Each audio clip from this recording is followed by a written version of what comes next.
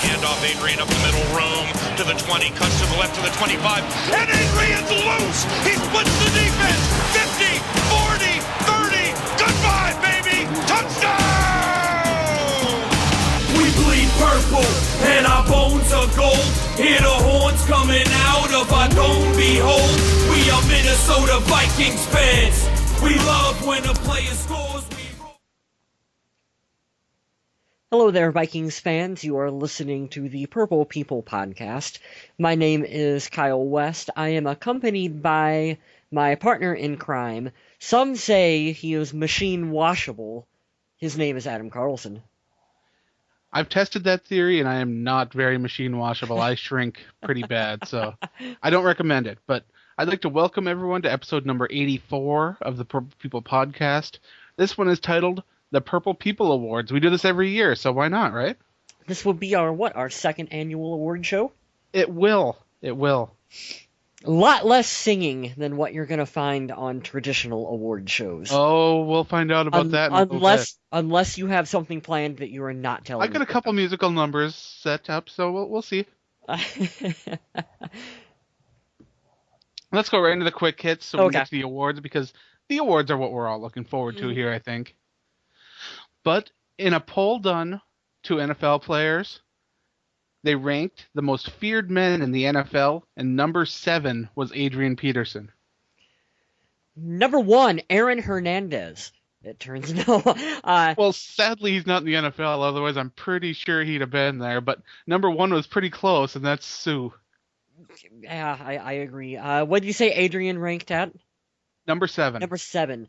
I'd probably have him a little higher than that, just because you get him in the open field, and some of the hits that he puts on people are ferocious. To me, fear is such a weird way to think of it, because I never think of that. Yeah. From a running back, I think of like the gritty defensive linemen and things like that. I don't usually think of running backs. But I guess, Well, you've seen the hit that he put on William Gay a couple years back, where he just absolutely... That is true. Absolutely leveled him. And yeah, I would be afraid to try to tackle Adrian. If you've been following the Vikings Coach Watch, which I know everybody has, the Vikings won't have Jay Gruden as their next head coach, as he was hired by the Washington Redskins. Mm-hmm. And the Vikings also, I don't have this in my notes because this is pretty breaking news, the Vikings won't have Ken Wisenhunt because he has been taken by the Titans. Good hire for the Titans. I don't think so. I'm really glad the Vikings didn't pursue Wisenhunt. He's one of the guys that I had on my list of guys that I did not think would be a great fit. Interesting. But we're not a Titans show, so we won't spend too much time on that one. That's true. Yeah. But just a reminder for everyone out there, you can go to NFL.com and you can vote for the Pepsi Next Rookie of the Year. Cordero Patterson is up. I know I've said this each show, but I just want to keep reminding people. Cordero Patterson, it's the 84th show. We should have had a Cordero pun for the title of it. You know that? Well, Cordero Patterson was named to the All-NFL team this week, which is a team I didn't even really know existed, but congratulations to him on that one. Hey, it's more stuff to make it more... what do we got? Pro Bowl, All Pros, all sorts of stuff going on right now. Oh, yeah, he's everything, it seems. Mm-hmm. Jared Allen's in the running for an award this year. He's a finalist for the 2014 Bart Starr Award. Awesome. If you're not familiar with that, that's for his contributions and leadership on and off the field. And Jared's a great guy, does a lot for charities. He deserves to be a finalist, and I wish him luck when it comes to the award. Yep, a lot of great work for our military men and women in the services. Home for Wounded Warriors, I believe is the name of it. And all kinds of good stuff that Jared Allen does. Now, I want to end the quick hits on a down note, so let's talk about the positive thing here. Okay. Vikings kicker Morton Anderson. He was only with the team for 1 year, but he is also a finalist, and this is for the Pro Football Hall of Fame. Mm-hmm. Technicality, like I said, only with us for 1 year, and if I was hard-pressed to name kickers on the team, I probably wouldn't spring to mind first. But no, you'd think of Gary before you thought of Morton. I would. Oh, Gary Anderson. He brings up some emotion. Mm-hmm. Now, the last quick hit, we could do a whole show on this quick hit. And this is the sale of bonds for the new stadium getting delayed, which means that even if these funds are delayed 2 weeks, it could push the opening of the stadium back as much as 1 year. If it wasn't for no luck, we would not have no luck at all, it seems. Boy, it's just one stupid thing after another, and the day that stadium is physically built and opened up to the public will be the happiest day of my life. as a Oh, as a Vikings fan. it's going to be great. I want to be there for that home opener in that new stadium. I want to be there. I'll do everything I can to be there. Hopefully, Let's go right into the awards now because this is going to be fun. And I heard that Kyle West has one more award than I do, so he should probably go first. so I get to choose first. Now mine are in not really any specific order, just kind of the order that I thought them up. So I'm just gonna go right down my list, and starting with number 1, I have the Vikings Rookie of the Year. 3 options to choose from. You guys know who are, well, 3 options. 3 big options to choose. I'm talking about the first round picks. I realize we have more than that, but it comes down to it. It's like you really got Come on, Jeff Locke. You really got the 3 big contentions there up front. I went with Cordero Patterson. He is my it's kind of hard to argue Rookie that of the one. Year. Yep. He deserves it without a doubt. And although there are guys that went undrafted or a couple guys that were later round picks that really made an impression on this team, you have to go with Patterson there. Mm-hmm.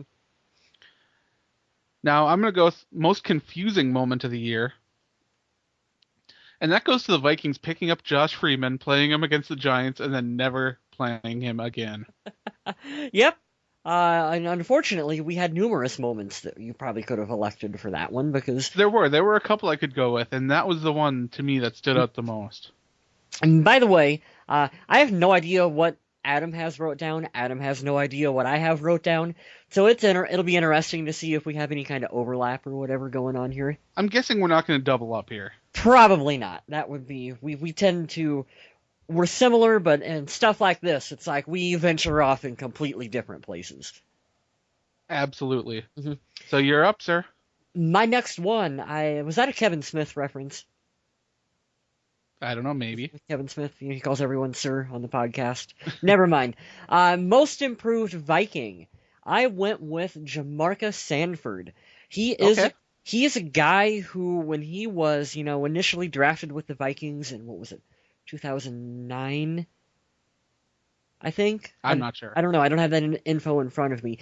Anyway, I have just continually seen progression from him, from being a guy that I thought was a liability on the field to someone who, yeah, he's like, you can count on Jamarca to be out there now. And he'll never be an ESPN, top 10 play of the week player, but he's a really good caliber guy to have on the squad.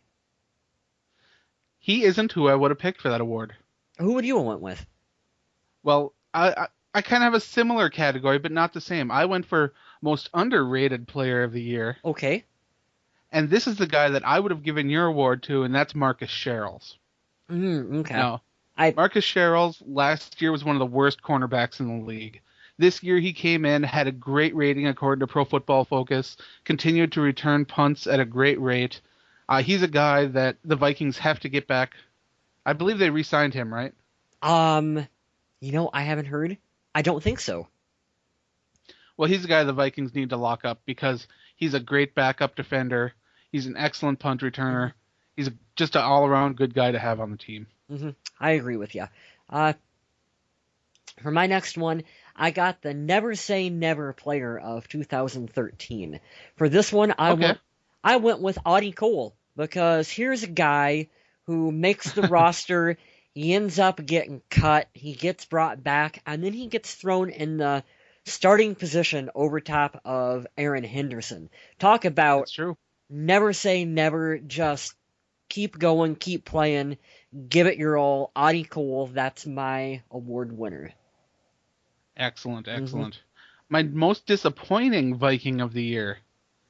Now, this was a guy I had very high expectations on coming in because of his success in the past.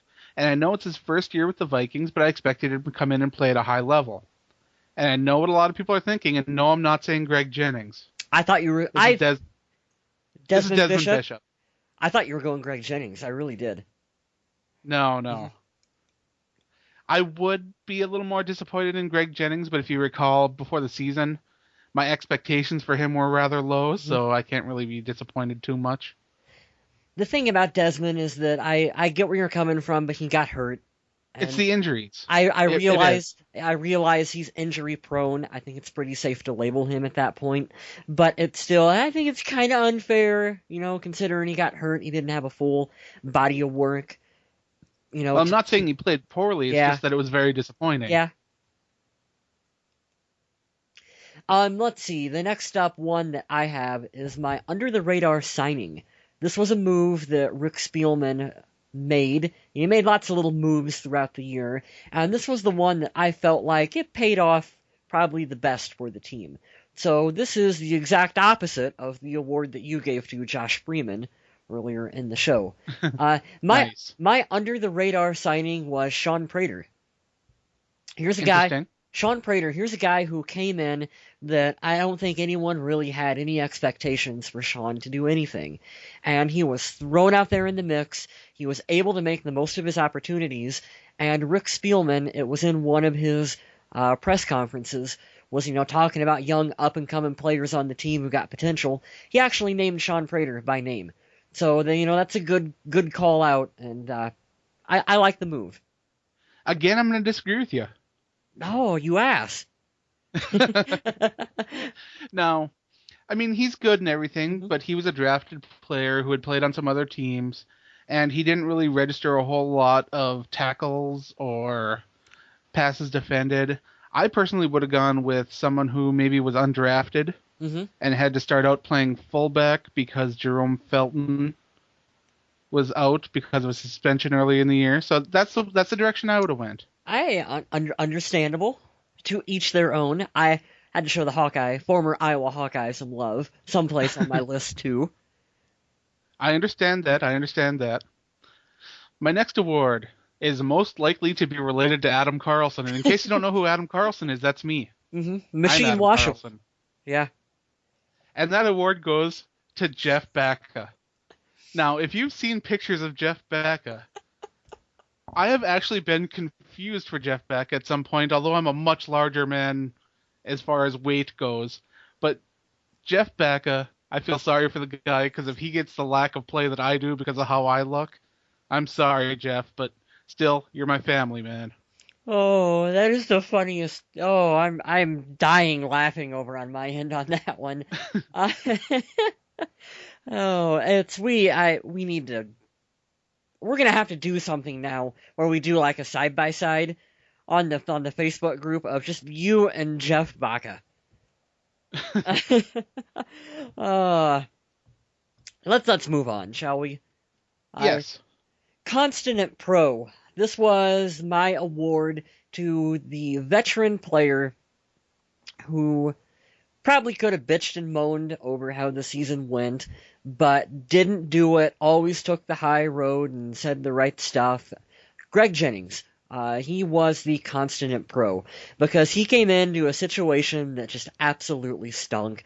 You know as well as I do, this is not what he expected when he was coming to this team. For it to be as bad and as chaotic as what it was, especially at the quarterback situation.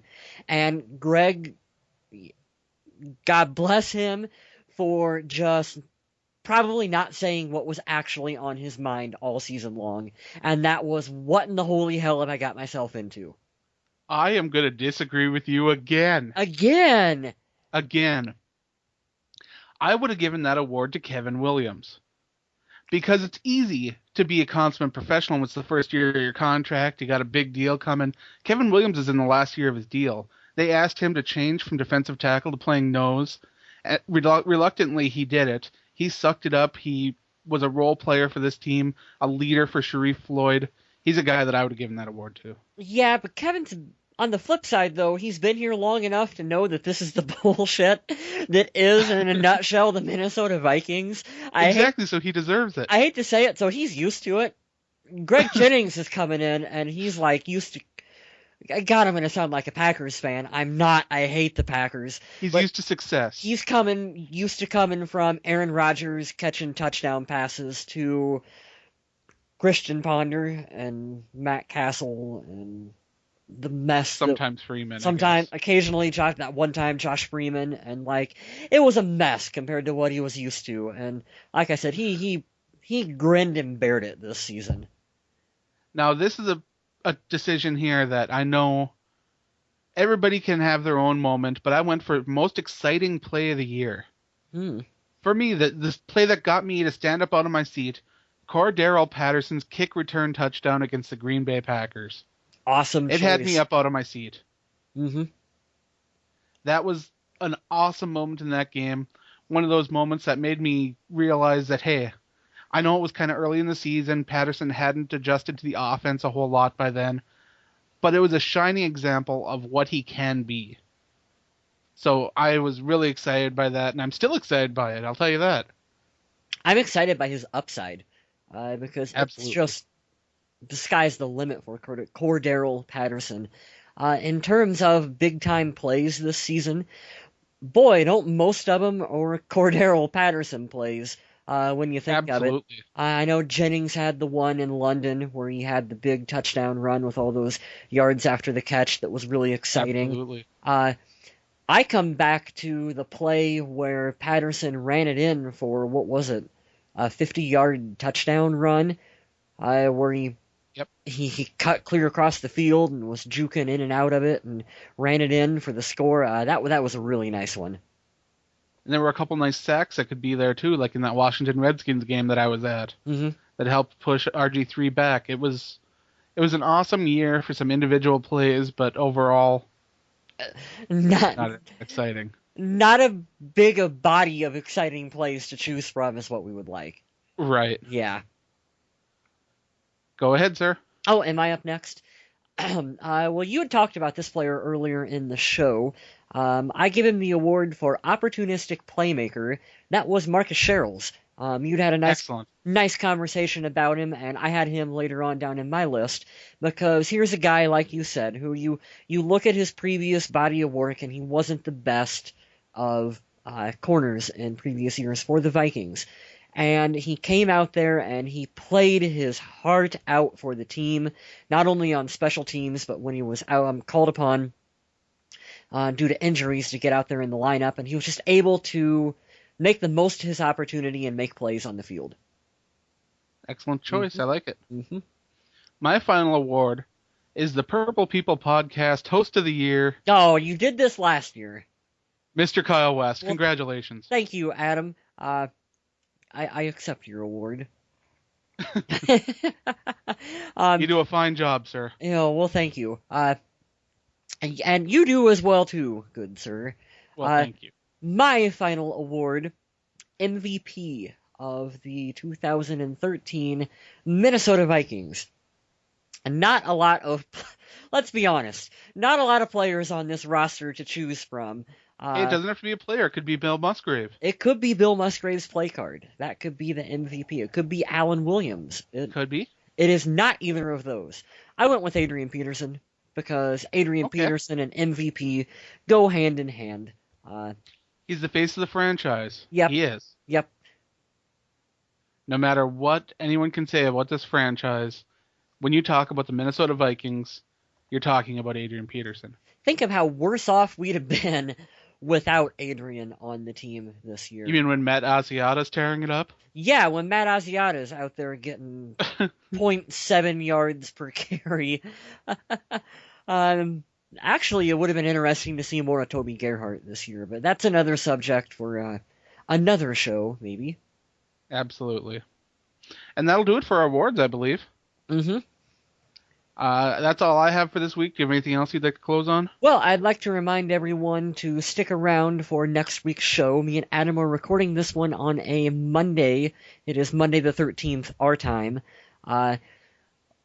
Maybe tomorrow we find out who the Vikings head coach is, if they have someone. That's true. Mike Zimmer will be in Minnesota tomorrow. Mm-hmm. And the Vikings may take this opportunity to sign him and not let him leave. So So I guess the point here is that I am expecting next week's show we could be talking about who the new head coach of the Minnesota Vikings is. Yeah, we could have a new head coach, new offensive coordinator, new defensive coordinator. Everything could be switched around in the time span of a week here. Or it could be a swerve. It could be a Vince Russo swerve. That's And true. Bill Musgrave could be our new head coach. Or we could end up talking about former Vikings that went on to have success. Mm-hmm. That would be such a depressing show. Yeah. What's Jasper Brinkley up to? Bryant McKinney goes to the Ravens and wins a Super Bowl. Bryant No. McKinney tweeted out, and there are times where I swear he has no brains. He tweeted something about this is a couple days ago about being on a boat and having a really good time. Oh no. And I was like, good God, Bryant, like, do not ever tweet about being on a boat ever again. No. That's just a bad idea. Yeah. On that note, I'd like to thank everyone for listening. Thank you for checking out our Facebook page, our Twitter page, my work on the Viking Age, which I strongly suggest you check out and read every possible article. And as a last measure here, stay classy, Minnesota.